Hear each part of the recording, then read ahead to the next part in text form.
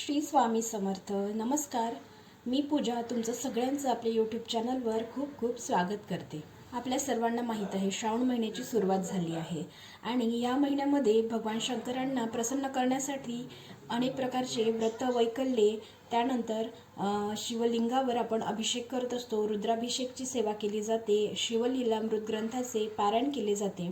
अशा प्रकारच्या बऱ्याच आपण सेवा करत असतो भगवान शंकराला प्रसन्न करण्यासाठी. श्रावण महिना हा भगवान शंकरांना समर्पित आहे, त्यामुळे महादेवांची कृपा आपल्यावर प्राप्त करून घेण्यासाठी या महिन्यात जास्तीत जास्त भगवान शंकरांची सेवा आपल्याला करायची असते. आपल्यापैकी प्रत्येकालाच आपल्या जीवनामध्ये सुख, शांती, समृद्धी हवी असते आणि म्हणूनच आपल्या जीवनातील सुख, शांती आणि समृद्धी येण्यासाठी, आपल्या जीवनामध्ये सर्व संकटाचे निरसन होण्यासाठी श्रावण महिन्यामध्ये महादेवाची उपासना करणे आणि भगवान शिवांना प्रसन्न करण्यासाठी जे काही आपण व्रत करतो त्यापैकीच एक अत्यंत प्रभावी जे व्रत आहे भगवान शंकरांचं, ते म्हणजे 16 सोमवारचे व्रत. हे व्रत जर आपण मनोभावे केलं तर आपली कुठलीही समस्या असेल, कुठलीही मनोकामना असेल, कुठलीही तुमची इच्छा असेल तर ती नक्कीच पूर्ण होते. मग ती विवाहाबद्दल असो किंवा नोकरी व्यवसायाची असो किंवा कोणतीही तुमची कोणतीही इच्छा असो, ती नक्की त्या समस्याचं नक्की निरसन होते आणि आपली मनोकामना भगवान शंकर हे नक्की पूर्ण करतात. तर आता हे 16 सोमवारचं जे व्रत आहे ते कोणी करावं, कसं करावं आणि कुठे करावं, व्रताचे नियम काय आहे आणि या व्रताचं उद्यापन आपल्याला कसं करायचं आहे, ह्याबद्दलची सगळी माहिती आज आपण आजच्या व्हिडिओमध्ये बघणार आहोत. तर व्हिडिओ शेवटपर्यंत नक्की बघा आणि चॅनलवर नवीन असाल तर चॅनलला सबस्क्राईब नक्की करा. सगळ्यात आधी सोमवार, जे 16 सोमवारचं व्रत आहे ते कोणत्याही सोमवारी सुरू करू शकता, पण श्रावण महिन्यामध्ये आपण जेव्हा हे व्रत सुरू करतो तर ते अत्यंत शुभदायी मानलं जातं आणि त्यामुळे श्रावणामध्ये कोणत्याही सोमवारी आपण या व्रताची सुरुवात नक्की करू शकता. तर श्रावणी सोमवारी सुरू केल्यानंतर सलग 16 सोमवार आपल्याला हे व्रत करायचं असतं. प्रत्येक सोमवारी उपवास करायचा असतो. संध्याकाळच्या वेळेला स्नान वगैरे करून पूजा मांडायची असते, आरती करायची असते, त्यानंतर शिवस्तुतीचे पठण करायचे असते. असं सलग 16 सोमवार आपल्याला हे व्रत करायचं असतं आणि 16 सोमवार झाल्यानंतर 17वा जो सोमवार येतो तर 17व्या सोमवारी आपल्याला या व्रताचे उद्यापन करायचे असते. तर व्रताचे नियम काय आहेत, तर व्रताचे काही नियम आपल्याला पाळायचे असतात. ते म्हणजे सगळ्यात महत्त्वाचा नियम म्हणजे जवळपास 16 सोमवार म्हणजे जवळपास आपल्याला 4 महिन्यांचा कालावधी ह्या व्रतासाठी लागतो. त्यामुळे 4 महिने आपल्याला मांसाहार कडकडीत वर्ज्य करायचा आहे, मांसाहार करायचा नाही आहे आणि त्यानंतर ब्रह्मचर्य पाळायचं आहे. 4 महिने जरी शक्य नसले तरी कमीत कमी प्रत्येक सोमवारी म्हणजे प्रत्येक रविवारी, सोमवारी आपल्याला ब्रह्मचर्याचं पालन करायचं आहे. त्यानंतर जेवढे कालावधी आपण हे व्रत करणार आहोत तेवढा कालावधीमध्ये आपल्याला कांदा लसूणयुक्त आहारच शक्यतो घ्यायचा आहे आणि पराण्य वर्ज्य करायचं आहे. दुसऱ्यांच्या घरचं किंवा हॉटेलचं बाहेरचं आपल्याला खायचं नाही आहे. आपल्या घरी जे काही शिजत आहे ते आपल्याला खायचं आहे. आणि त्यानंतर ज्या सोमवारपासून व्रत सुरू करणार आहोत तर पहिल्या सोमवारी आपल्याला पूजा मांडायची आहे आणि त्यानंतर संकल्प करायचा आहे आणि नंतर मग पहिल्याच दिवशी आपल्याला संकल्प करायचा आहे आणि व्रताची सुरुवात करायची आहे. म्हणजे संकल्प करून जेव्हा आपण कोणतंही व्रत करतो किंवा सेवा करतो तर तेव्हा ती सेवा आपली लवकर सिद्धीस जाते, व्रत लवकर सिद्धीला जाते, त्याचा आपल्याला फळ मिळेल. आणि हे व्रत कोण करू शकतं, तर स्त्री आणि किंवा पुरुष कोणीही हे व्रत करू शकतं. महिलांच्या बाबतीत आता 16 सोमवार करत असताना मध्ये जर मासिक धर्म वगैरे आला तर त्या दिवशी फक्त उपवास पकडायचा आहे.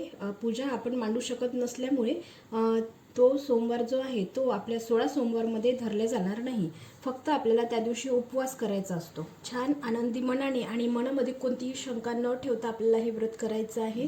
हे व्रत आपण मंदिरामध्ये सुद्धा करू शकतो. जवळपास जर कोणतं भगवान शंकरांचं मंदिर असेल तर मंदिरात सुद्धा तुम्ही हे व्रत करू शकता किंवा घरी सुद्धा तुम्ही हे व्रत करू शकता. तर आता उपवास कसा करायचा आहे, तर उपवास आपल्याला निरंकाळ करायचा नाही आहे. आपण फळं वगैरे खाऊ शकता, दूध, चहा, कॉफी हे सगळं घेऊ शकतो. दिवसभर आपल्याला उपवास करायचा आहे. संध्याकाळी आंघोळ वगैरे करून व्यवस्थित स्वच्छ सुशीलभूत होऊन आपल्याला पांढरी वस्त्रे घालायची आहे. पांढरीच आपल्याला वस्त्रे घालून ही पूजा करायची आहे. आणि संपूर्ण 16 सोमवार हे जे व्रत आहे ते आपल्याला प्रदोष काळामध्येच करायचं आहे. म्हणजेच प्रदोष काळी म्हणजेच संध्याकाळच्या वेळेतच आपल्याला शक्यतो पूजा करायची आहे. पूजा करायच्या अगोदर आपल्याला आंघोळ वगैरे करायचं आहे. पांढरे वस्त्र जसं आत्ता सांगितलं त्याप्रमाणे घालूनच पांढरं वस्त्र घालूनच आपल्याला ही पूजा करायची आहे. आणि नियम अगदी साधे सोपे आहेत. हे नियमच पाळून आपल्याला पूजा करायची आहे. तर आता आपण बघूया की पूजा मांडणी कशी करायची. तर पूजा प्रत्येक सोमवारी आपल्याला संध्याकाळी म्हणजे प्रदोष काळी करायची आहे. प्रदोष काळ म्हणजे 4:30 वाजेपासून साधारणतः 4:30 वाजतापासून संध्याकाळी 7:30 वाजेपर्यंत हा प्रदोष काळ असतो. तर या काळामध्येच आपल्याला या वेळेमध्येच आपल्याला पूजा मांडणी करायची आहे, पूजा करायची आहे. दिवसभर उपवास करून संध्याकाळची पूजा वगैरे करायची आहे. त्यानंतर संकल्प जो आहे तो आपल्याला पहिल्याच सोमवारी करायचा आहे. बाकी नंतर सोमवारी आपल्याला संकल्प करायचा नसतो. तर आता पूजा मांडणी कशी करायची. तर स्वच्छ जागेवर आपल्याला एक चौरंग ठेवायचं आहे.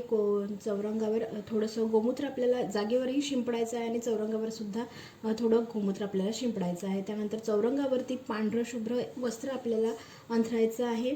आणि आपण त्यानंतर दिवा लावून घ्यायचा आहे. त्यानंतर आपली जी देवघरामध्ये गणपती बाप्पाची मूर्ती असते तर ती आपल्याला स्वच्छ ताम्हणामध्ये घ्यायची आहे. तिला शुद्ध जलाने किंवा पंचामृताने अभिषेक करायचा आहे. गणपती बाप्पाचा अभिषेक करत असताना गणपती अथर्वशीर्षाचे आपल्याला पठण करायचे आहे. त्यानंतर गणपती बाप्पाचा अभिषेक झाल्यानंतर मूर्ती बाप्पाची स्वच्छ पुसून घ्यायची आहे. त्यानंतर ती आपल्याला एका तांदूळाच्या छोटीशी तांदूळावर आपल्याला ती मूर्ती समोर ठेवायची आहे. त्यानंतर गणपती बाप्पाची व्यवस्थित आपल्याला पूजा करून घ्यायची आहे. हळद, कुंकू, अक्षदा, फूल वाहायचं आहे. गुळ खोबऱ्याचा आपल्याला नैवेद्य तिथे गणपती बाप्पांना दाखवायचा आहे. धूप दीप ओवाळायचा आहे गणपती बाप्पांना. तर ही झाली गणपती बाप्पाची स्थापना.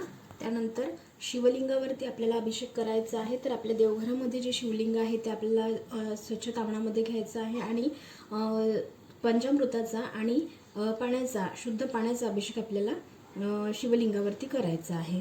जर मंदिरामध्ये आपण हे व्रत करत असाल तर मंदिरातील जे शिवलिंग असतं तर त्यावरतीच आपल्याला अभिषेक करायचा असतो. आणि शिवलिंगावरती अभिषेक करत असताना आपल्याला अखंड ओम नमः शिवाय किंवा सांब सदा शिवाय नमः या मंत्राचा आपल्याला पठण करायचे आहे. हा मंत्र पठण करताच आपल्याला अभिषेक करायचा आणि संपूर्ण पूजा सुरू केल्यापासून ते होईपर्यंत आपल्याला ओम नमः शिवायचा किंवा सांब सदा शिवाय नमः या मंत्राचा आपल्याला जप करायचा आहे. तर शिवलिंगाचा अभिषेक झाल्यानंतर शिवलिंग हे स्वच्छ पुसून घ्यायचं आहे. त्यानंतर चौरंगावरती मध्यभागी थोडेसे पांढरे तांदूळ आपल्याला ठेवायचे आहे आणि त्यावरती आपल्याला शिवलिंगाची स्थापना करायची आहे. तर शिवलिंगाची स्थापना जे असतं ते आपली शिवलिंगाचं जे जलाधारी असते ती आपल्याला उत्तरेकडे करायची असते. जलाधारीचं म्हणजे उत्तर दिशेकडे आपल्याला शिवलिंग ठेवायचं असते. त्यानंतर शिवलिंगाला आपल्याला भस्म लावायचं, पांढरी फुलं अर्पण करावी, त्यानंतर बेलपानं अर्पण करायचं आहे. शक्य असल्यास 108 बेलपानं अर्पण करावी. आपल्याला जर नाही मिळालं तर एकच बेलपान हातात घेऊन 108 वेळा म्हणजे शिव अष्टोत्तर नामावलीचे आपल्याला पठण करून ते बेलपत्र नंतर मग आपल्याला शिवलिंगावर अर्पण करायचं असतं. त्यानंतर शिवलिंगाची पूजा झाल्यानंतर आता आपली पूजा झालेली आहे. त्यानंतर तर आता आपल्याला संकल्प करायचा आहे. संकल्प करण्यासाठी आपल्याला उजव्या हातामध्ये 2 पळी पाणी घ्यायचं आहे. त्यामध्ये हळद, कुंकू, अक्षदा आणि एक फूल टाकायचं आहे. आणि त्यानंतर आपलं नाव आणि आपलं गोत्र बोलायचं आहे आणि भगवान शंकरांना बोलून आपली जी इच्छा आहे, जी मनोकामना आहे, ज्या मनोकामना पूर्तीसाठी किंवा इच्छापूर्तीसाठी आपण हे व्रत करणार आहोत तर ती मनोकामना इच्छा आपल्याला भगवान शंकरांना बोलून दाखवायची आहे आणि विनंती करायचं आहे की हे महादेवा, शंभू महादेवा, मी हे 16 सोमवारचे व्रत करत आहे. माझं हे व्रत पूर्ण करून घ्या आणि माझी ही मनोकामना पूर्ण करावी ही मी आपल्याला विनंती करते असे म्हणून असा संकल्प आपल्याला करायचा आहे. आणि हातातील जे पाणी आहे ते एका ताम्हणामध्ये आपल्याला सोडून द्यायचे आहे आणि हे जे पाणी आहे ते तुळस सोडून आपण इतर कुठल्याही झाडाला मग नंतर टाकून द्यायचे आहे. त्यानंतर भगवान शंकरांना आपल्याला नमस्कार करायचा आहे. त्यानंतर आपल्याला नैवेद्य दाखवायचा आहे. तर नैवेद्यासाठी गव्हाच्या जे चुरम्याचे लाडू असतात तर ते चुरम्याचा लाडूचा आपल्याला नैवेद्य करायचा असतो। 3 लाडू आपल्याला चुरम्याचे बनवायचे असतात आणि 3 लाडूंचा नैवेद्य तिथे ठेवायचा असतो, दाखवायचा असतो नैवेद्य। आणि त्यानंतर आपल्याला नैवेद्य ठेवल्यानंतर सोमवारची जी पोथी आहे त्या पोथीतील जी कथा आहे तर ती कथा सोमवारची 16 सोमवारची जी कथा आहे तर ती कथा आपल्याला वाचायची आहे। घरातील सर्वांनी शक्य झालं तर ही कथा श्रवण करावं। त्यानंतर शिवस्तुतीचे आपल्याला पठण करायचे आहे। शिवस्तुती आपल्या सगळ्यांना माहिती आहे। कैलास राणा शिवचंद्रमौळी फणींद्र माथा मुकुटी झळाळी कारुण्य सिंधू भव दुःखहारी तुझ वीण शंभू मज कोण तारी, ही आहे शिवस्तुती। तर या शिवस्तुतीचे आपल्याला पठण करायचे आहे। त्यानंतर आरती करायची आहे। आरतीमध्ये गणपती बाप्पाची, देवीची, त्यानंतर भगवान शंकरांची आणि स्वामी समर्थ महाराजाची आणि किंवा तुमची इच्छा असेल तर गुरुदेव दत्तांची आरती, अशा पद्धतीने आपल्याला आरती करायची आहे। आणि त्यानंतर जे गव्हाचे 3 लाडूचा आपण नैवेद्य तिथे ठेवला होता तर एक लाडू त्यातला भगवान शंकरांना अर्पण करायचा आहे। दुसरा जो लाडू असतो तो आपल्याला घरामध्ये सगळ्यांना प्रसाद म्हणून वाटप करायचा आहे आणि तिसरा जो लाडू आहे तो आपल्याला स्वतः खायचा आहे। हा लाडू जो गव्हाचा आहे तो गव्हाचा असला तरी आपला उपवास मोडणार, कारण तो व्रताचा प्रसाद असतो त्यामुळे आपला उपवास मोडत नाही। त्यानंतर ज्यांनी उपवास केलेला असेल, ज्यांनी हे व्रत केलेलं असेल त्यांनी दूध रात्री घेतलं तरी चालेल, फळं सुद्धा खाऊ शकता। फक्त जेवण आपल्याला दुसऱ्या दिवशी करायचं आहे। दुसऱ्या दिवशी सकाळी सूर्योदयानंतर स्नान करायचं आहे, संपूर्ण पूजेवरती फुलं वाहायची आहे, भगवान शंकराचे ध्यान करायचं आहे आणि पूजा उचलून घ्यायची आहे। त्यानंतर उपवास आपल्याला सोडायचा आहे। पूजेचे जे साहित्य आहे ते निर्माल्यामध्ये टाकायचं आहे आणि आपण ती पूजा जी आहे ती विसर्जन करायची आहे। तर प्रत्येक सोमवारी आपली पूजा झाल्यानंतर ओम नमः शिवाय किंवा महामृत्युंजय मंत्र असेल किंवा भगवान शिवाचा तुम्हाला जो आवडते तो कुठलाही मंत्र असेल तर त्याचे आपल्याला पठण करायचे आहे। उद्यापनाच्या दिवशी सुद्धा आपल्याला प्रसादासाठी चुरम्याचे लाडू बनवायचे आहे।